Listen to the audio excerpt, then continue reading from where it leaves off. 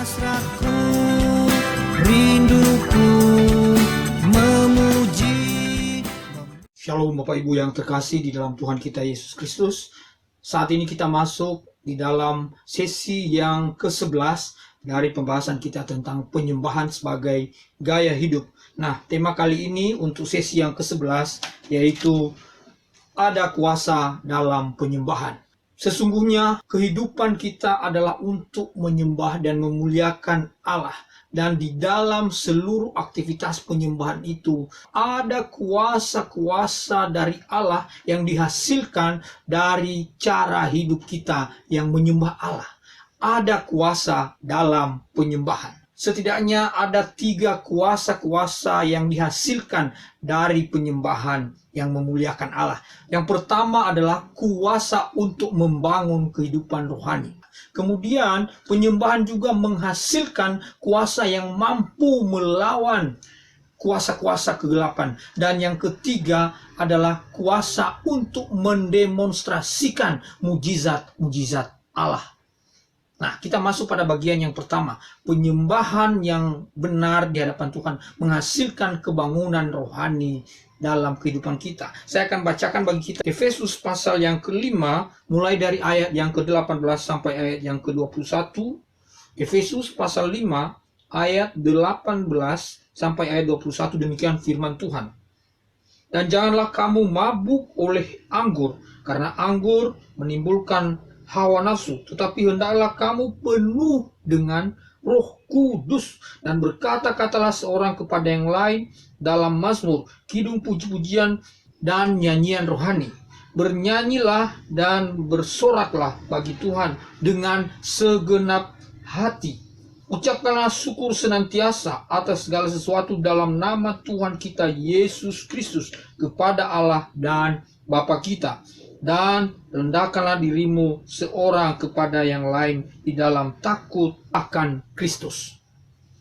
Ini kebenaran firman Tuhan yang telah kita baca. Di situ kita melihat Paulus menasihatkan supaya kita hidup penuh dengan Roh Kudus, dengan senantiasa menyanyikan nyanyian puji-pujian, menyanyikan mazmur, mengucapkan syukur kepada Allah, dan rendahkanlah dirimu antara satu dengan yang lain. Inilah yang dimasukkan dengan penyembahan itu, sehingga kita semakin dipenuhi dan dikuasai dan dipimpin oleh Roh Kudus. Maka ada kuasa yang membangun kehidupan rohani kita. Selain membangun kehidupan rohani kita, penyembahan yang benar juga menghasilkan berkat-berkat rohania terutama, dan juga mengikuti nantinya berkat-berkat jasmania dalam kehidupan kita. Bapak Ibu percaya atau tidak, tetapi ini adalah kebenaran firman yang hendak kita ungkap, yang sudah kita bacakan.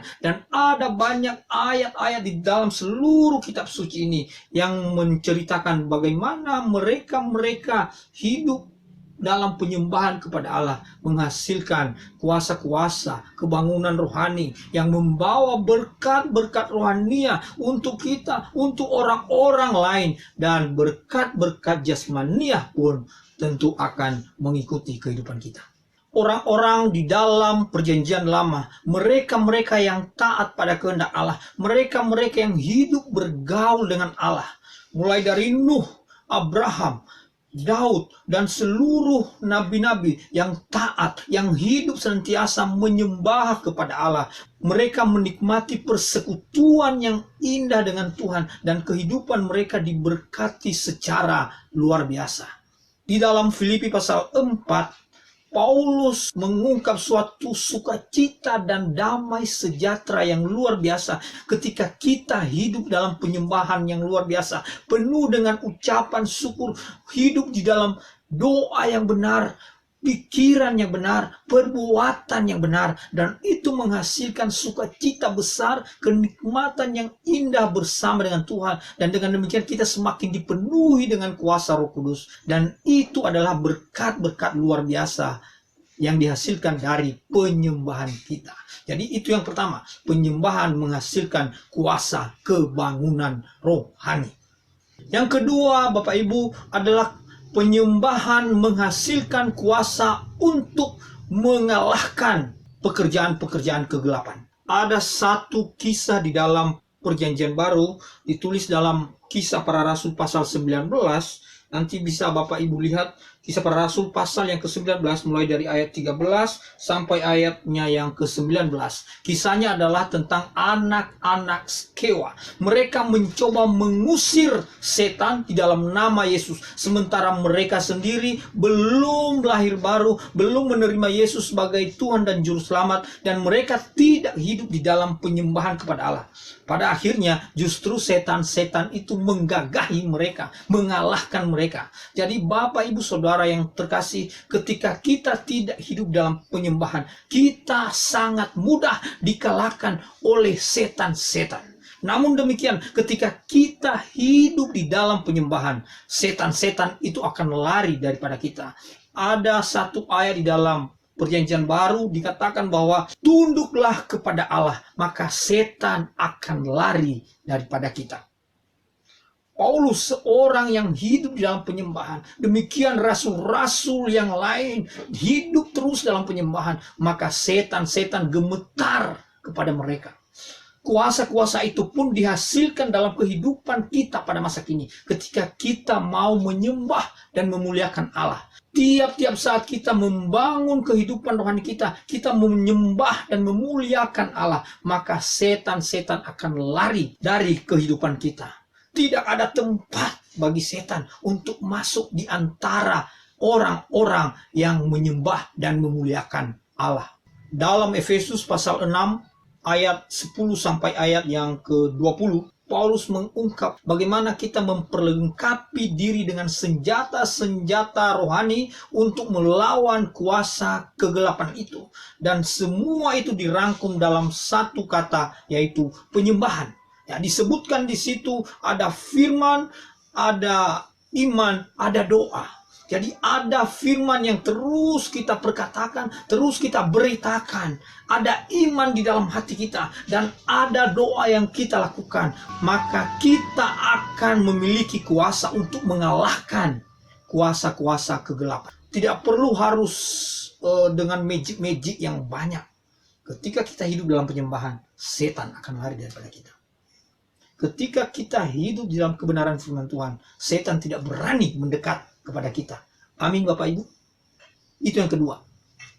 Dan yang ketiga adalah kuasa melakukan mujizat ilahi. Memang banyak orang yang alergi dengan istilah mujizat. Ada juga orang yang termotivasi secara berlebihan untuk melakukan mujizat-mujizat Allah. Baik itu kesembuhan, mengusir setan, dan banyak hal lain. Tetapi pokok utamanya sebenarnya adalah penyembahan kita. Dan kemudian melalui penyembahan itu, berdasarkan kehendak Roh Kudus, akan kita hasilkan, akan dihasilkan mujizat-mujizat ilahi, mujizat-mujizat Allah. Mungkin itu kesembuhan, mungkin itu hal-hal di luar logika kemampuan berpikir kita.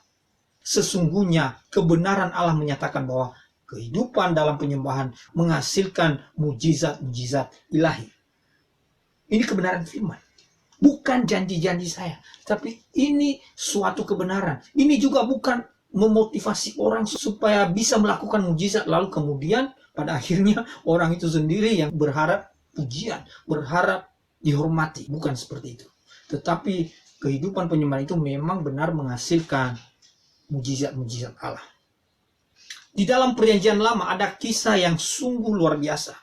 Baik itu Daniel maupun Sadrak, Mesak, dan Abednego di dalam kitab Daniel diceritakan bahwa ketika mereka komitmen untuk menyembah kepada Allah, ancaman-ancaman yang sedang mereka hadapi itu mereka bisa lewati karena ada mujizat-mujizat Allah. Mereka berkomitmen menyembah kepada Allah saja. Mereka berkomitmen untuk memuliakan Allah semata. Percaya kepada Allah, bukan kepada dewa-dewa. Dan pada akhirnya ancaman-ancaman, pembunuhan, hukuman, perapian yang menyala-nyala. Tuhan lepaskan mereka daripada itu. Dan itu mujizat-mujizat yang dihasilkan dari penyembahan yang benar kepada Allah. Ada satu kisah yang sungguh signifikan yang ditulis oleh Lukas dalam Kisah Para Rasul, bagaimana Paulus menghasilkan mujizat melalui pujian dan penyembahan dia.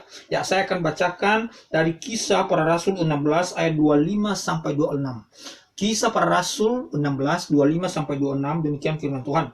Tetapi kira-kira tengah malam, Paulus dan Silas berdoa dan menyanyikan puji-pujian kepada Allah, dan orang-orang hukuman lain mendengarkan mereka. Akan tetapi terjadilah gempa bumi yang hebat, sehingga sendi-sendi penjara itu goyah. Dan seketika itu juga terbukalah semua pintu dan terlepaslah belenggu mereka semua. Paulus dan Silas menyanyikan puji-pujian. Tidak ada yang lain. Tetapi ketika mereka sedang melakukan penyembahan ini, terjadi mujizat Tuhan yang luar biasa. Dikatakan di situ bahwa terjadi gempa bumi. Belenggu-belenggu yang telah membelenggu mereka itu terlepas dan pintu-pintu penjara terbuka. Ini sesuatu yang luar biasa.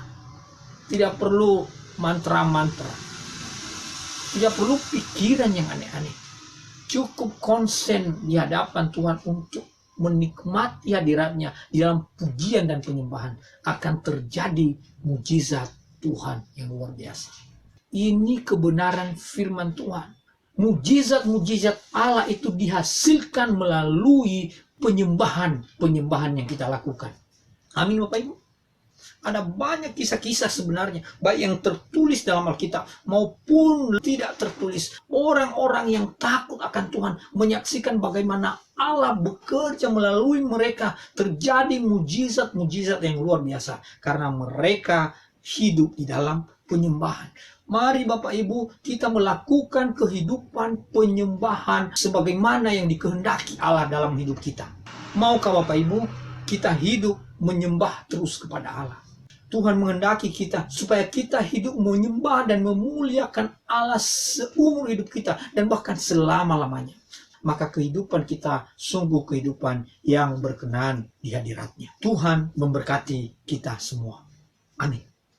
Hasratku